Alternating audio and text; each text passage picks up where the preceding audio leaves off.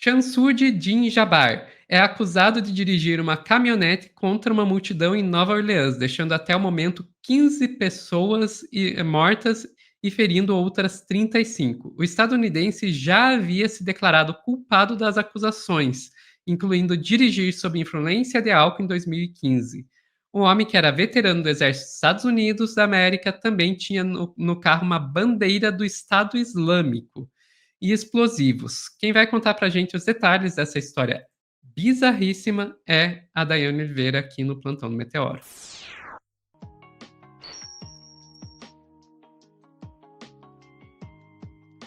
Dai, vamos lá. A gente já falou aqui nessa live de um possível ataque terrorista, né, com relação ao Cybertruck explodindo na frente da Trump Tower. Agora a gente vai falar do outro. Os Estados Unidos realmente tá pegando fogo. Exato, e assim, todo mundo fica pensando sobre a dinâmica, né, do Trump assumir o poder e sobre decisões que podem impactar no mundo inteiro. Só que a gente muitas vezes esquece, por exemplo, que internamente alguns países também estão enfrentando as suas próprias guerras. Nesse caso, né, a gente tem um perfil de um ex-militar que, segundo o FBI, agiu sozinho. E esse ex-militar, ele recentemente, inclusive, esteve no Afeganistão. Recentemente, há um pouco tempo, ele teria se convertido ao islamismo. Começaria, então, um pensamento mais distinto do que o que ele trabalhava na época, quando ele estava no exército estadunidense.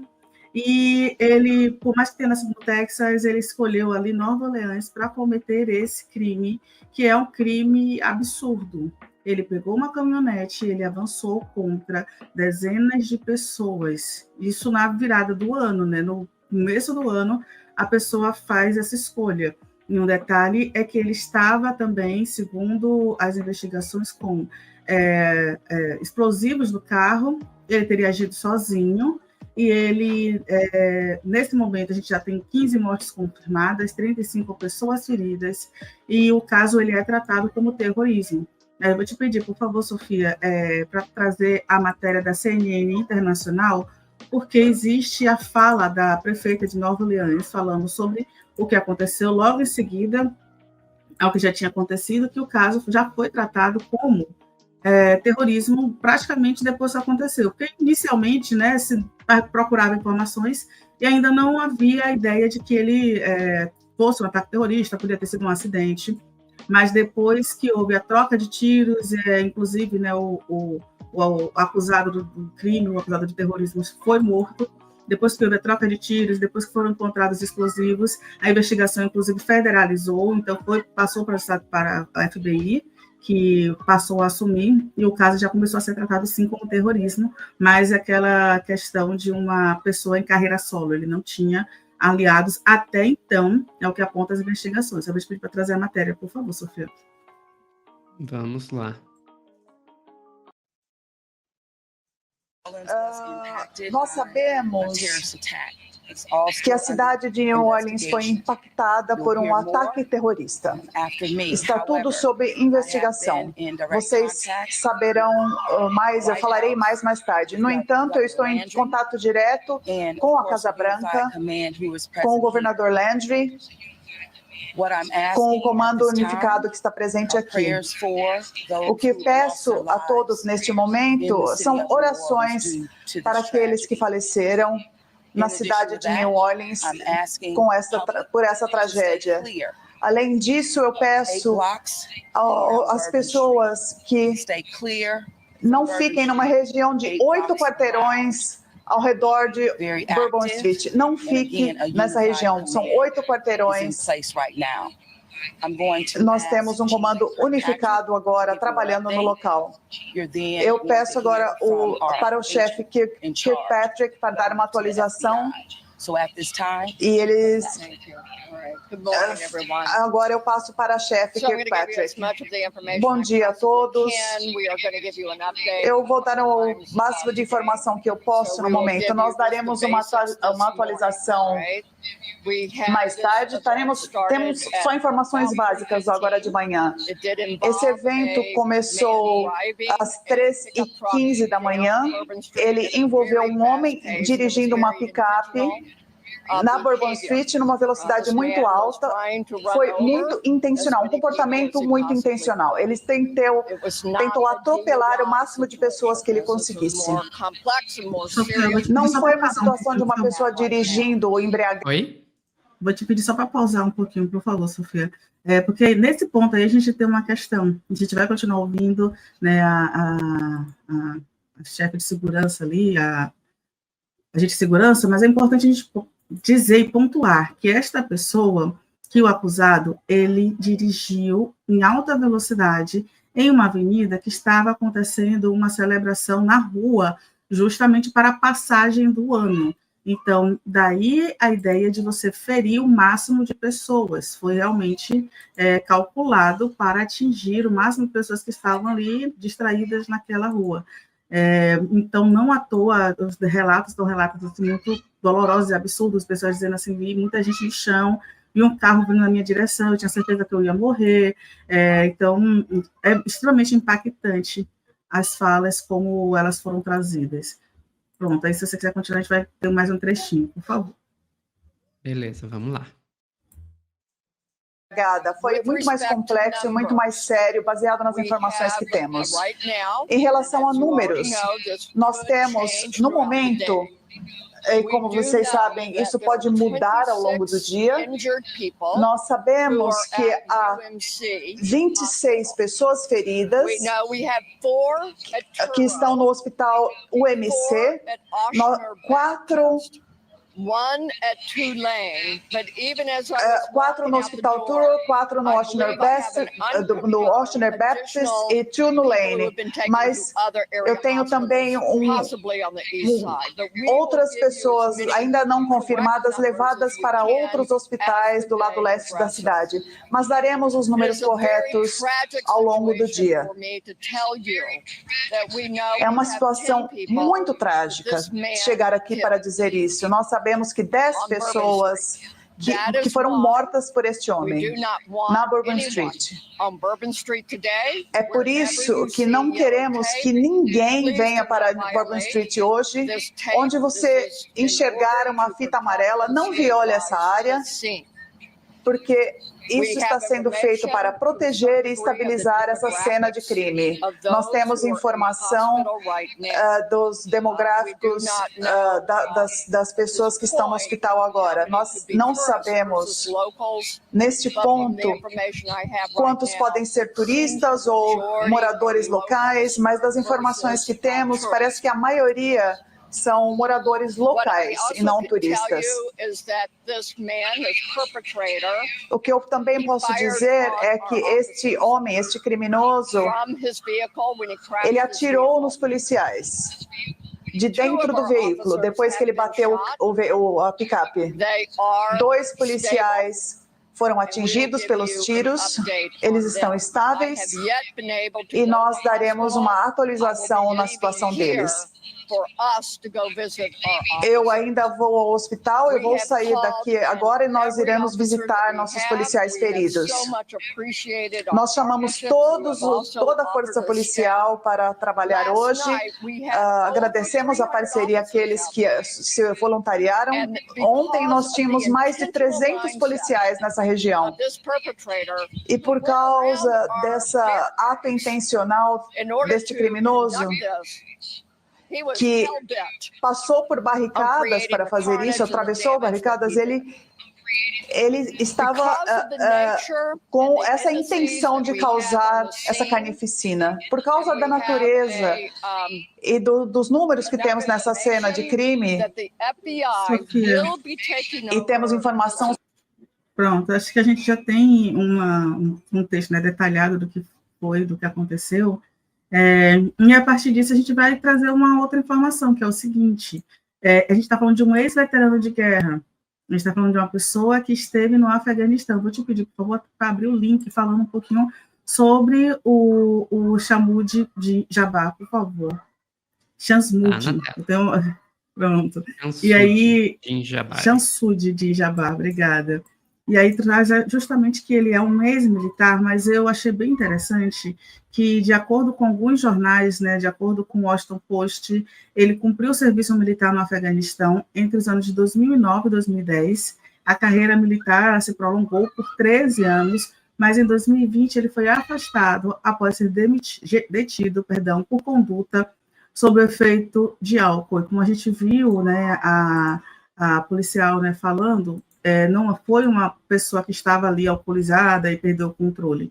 Nesse caso, a gente já tem as informações, já foram inclusive confirmadas pela entrevista com o FBI, que é uma pessoa que premeditou, e tanto que estava com explosivos, e escolheu um local que foi um dos mais movimentados.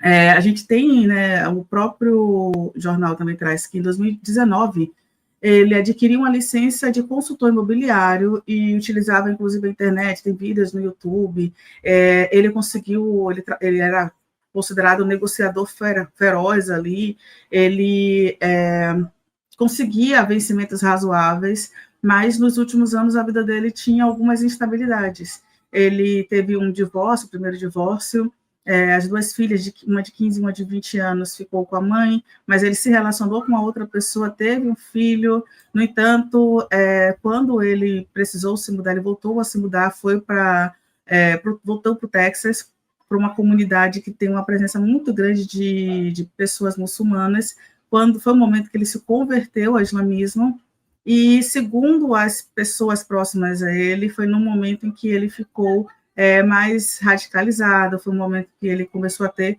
comportamentos distintos. Aí tem uma questão, o New York Times conversou com o atual marido da ex-mulher do acusado, que aí a gente não sabe de verdade até que ponto essa informação é aquela, né, a fiel que a gente deveria ter mesmo. Mas de Não acordo é com ele, exatamente uma fonte muito imparcial. exatamente, de acordo com ele, né, a primeira esposa do acusado, ela proibiu de ter contato com as crianças, com as filhas, porque ele estava ali num comportamento errático, maluco, entre aspas, e o jornal realmente coloca entre aspas, maluco, desde que começou essa conversão religiosa. Mas aí, de fato, eu vou repetir, a gente não sabe até que ponto esse comportamento seja realmente dessa forma, mas é importante a gente lembrar que muitos ex-veteranos de guerra, eles passam por uma condição que se chama transtorno de estresse pós-traumático. Inclusive, nos Estados Unidos, existe um estudo que analisa que entre 18 a 20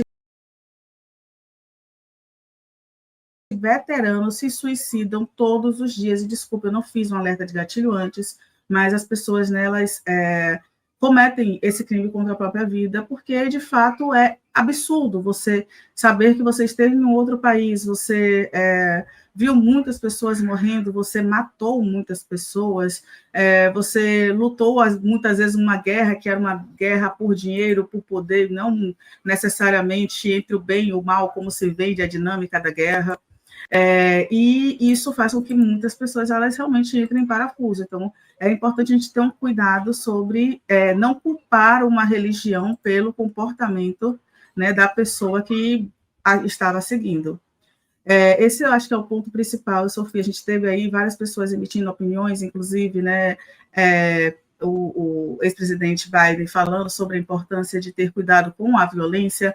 É um crime que certamente vai ter alguns desdobramentos, mas a gente precisa ficar de olho, de fato, na escalada da violência e nos ataques, né, que podem se tornar muito mais frequentes, desde que haja realmente essa falta de diálogo e essa ideia de que a violência, o final das pessoas, agir dessa forma pode melhorar alguma coisa, que a gente sabe que não é exatamente assim. Isso, no máximo, vai causar uma guerra civil, e acho que ninguém quer isso. Pois é. A gente uma coisa que me chamou a atenção quando veio essa história foi algo que já falaram aqui no chat, né, o Yakada Shidoro falando: "Assim que aconteceu, já acusaram o cara de ser um terrorista estrangeiro. Assim que descobriram que o cara era cidadão norte-americano, eu colocaria estadunidense, seguiram acusando de terrorismo estrangeiro", que é um padrão, na verdade, que a gente vê não só nos Estados Unidos, isso acontece muito na Europa também, de imediatamente a extrema-direita vai tentar colocar como se for, vai tentar capitalizar em cima dessa pauta para tentar justificar seu discurso anti-imigração. E daí, quando vem que é uma pessoa que não segue ao padrão que eles querem, que às vezes é negro, ou descendente de imigrantes, ou de alguma outra religião, no caso muçulmano, eles mantêm o mesmo discurso porque, para eles, a questão da cidadania não é algo que tem a ver com em que país você nasceu. É com você ser branco, cristão e assim por diante. Então, não surpreende. Eu concordo que o Yakada Shidoro foi exatamente o que acontece e realmente não surpreende que seja assim. E muitas vezes a gente também vê acaba sendo uma profecia autorrealizada, né? Você ataca os estrangeiros, marginaliza eles, e daí quando existe algum tipo de reação, daí, ó, tá vendo?